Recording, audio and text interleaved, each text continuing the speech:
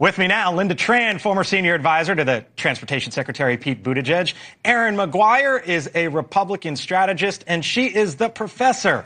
Lauren Wright, associate research scholar and lecturer at Princeton University, NewsNation political contributor. Hello to you all. Thanks for being here. Obviously, starting with the professor up there in Jersey. What's the end game here, Lauren? Because you have all these headlines: Brown, Duke, Harvard, and it doesn't sound like this is stopping anytime soon.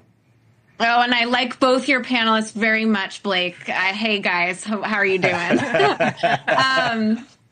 So, look, the math on this is really simple. Americans hate elite universities. They don't understand why these places are taxpayer funded, and we have students destroying their own buildings and holding janitors hostage in some cases. And we've done a really bad job communicating the very valuable things that we do at schools like this. Not to mention medical research, things that they affect their everyday lives. The other side of the equation is people love college sports. So to wrap this whole segment you have into a summary, that's the math on this. Trump is basically following public opinion. And even though his moves are very controversial at the schools that he's targeting, some of these things are items administrations have wanted to do for quite some time. And even faculty are on board with the common sense changes. Yeah.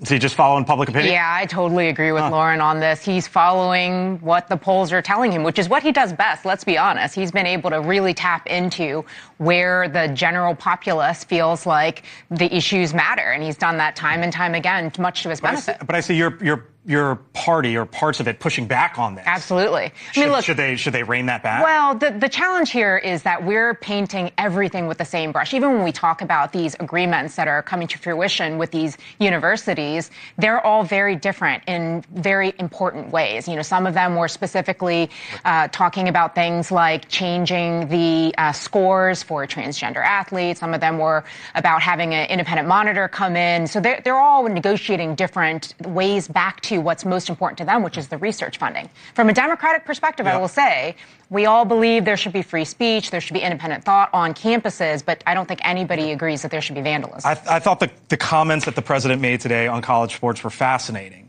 because he's got Senator Tommy Tuberville, former college football coach, in his ear. He's got Nick Saban, the greatest of all time, in his ear.